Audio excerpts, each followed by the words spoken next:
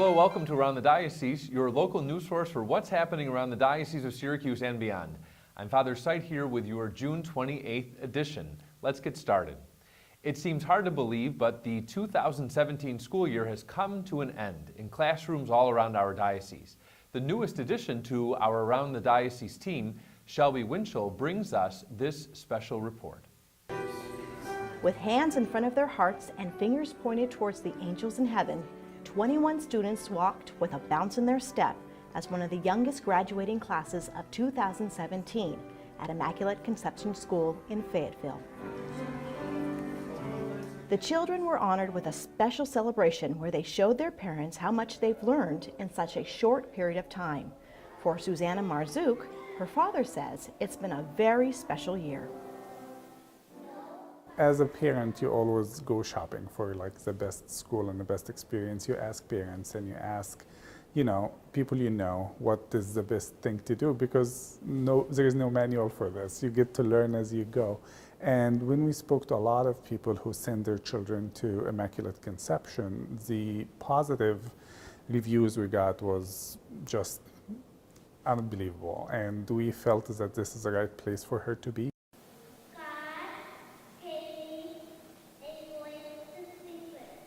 Not only is this a special ceremony for these young graduates, but it's bittersweet for Principal Sally Lisi, as it is her last kindergarten graduation.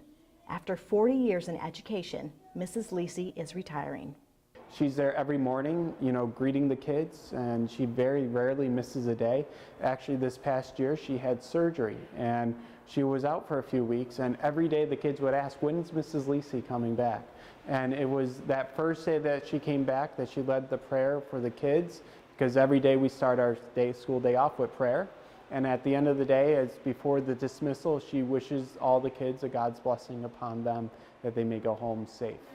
I can't have enough words, but you can ask people and parents through generations ago, and they tell you that she's been the core of this school, and the way she influenced how these kids grow has been remarkable. It's funny to me to be standing here to say, my goodness, this is my last kindergarten class. Many say Mrs. Lisi has made quite the impression over the years, but she prays she's taught these children something they'll never forget. I would hope they would know that we've tried to get across to them that God has blessed us with so much, and there's so many people out there that have nothing. So that sense of service to others, that's what I wanted to leave them with. What many people may not know is Principal Lisi started her career in the public school system as a substitute teacher, eventually transitioning to the private school setting, first at St. John's and now here at Immaculate Conception. This school, I don't want to call it a job because it's been a vocation, I would say has taken up most of my time. So to fill that gap, I'm not sure. I know when I was in the hospital having back surgery, I saw an awful lot of very lonely people, and I think that affected me a great deal. So maybe that's what God is calling me to do, maybe just to go and visit people. I'm not sure. I guess I'm going to wait and see what direction He takes me in. Who remembers? What's the name? There may be a void with her absence, but that'll create an opportunity for reflection on all the blessings Mrs. Lisi gave to Immaculate Conception over the last 16 years. She has a very devoted faith life to the Catholic Church, and she shows that in the love that she shows each and every kid. Very rarely that there's a parent that walks in the school that she does not know the name. She knows every kid by name, and she always has a smile on her face and always looking out for the best thing possible for each and every student of the school.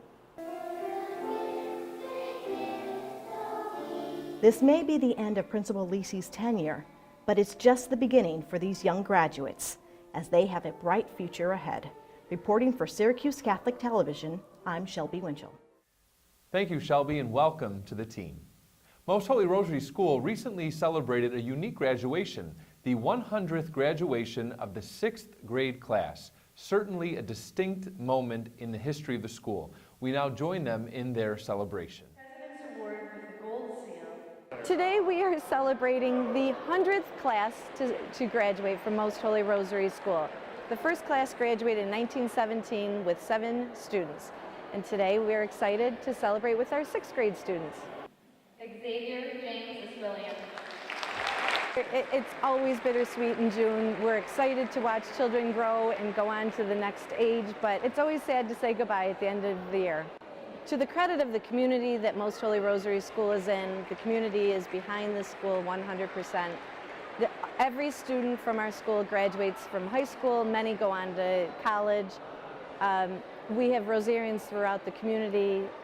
They are strong leaders, and people come back to visit. There is a pride that Rosarians are filled with. People love to tell other people where they went to school, whether it was elementary school at Most Holy Rosary or high school. Everyone loves to be identified as a Rosarian. Congratulations and best wishes to the faculty, staff, and students of Most Holy Rosary School. Social media specialist Nicole Osavort now joins us with this week's Media Minute. As we wrap up over a year of Around the Diocese, that's a lot of media minutes, we invite you to follow us on social media. You can find us on Facebook, Twitter, Instagram, and YouTube, where we share daily inspiration, events, spiritual encouragement, and more. You can access all of the social media accounts by clicking the various icons to the right of our homepage. Finally, we thank you for supporting our social media efforts.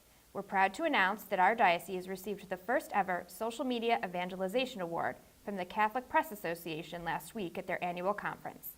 It's because of your support that we're able to fulfill our diocesan mission of knowing, living, and sharing our faith. See you later. Thank you, Nicole. And Catholic Sun editor Katherine Long joins us now to share what we can expect to find in this week's edition. Thanks, Father. This week in the Sun, we take a look at a new hospital on the rise in Utica, a garden of peace dedicated in Syracuse, and news out of our nation's capital.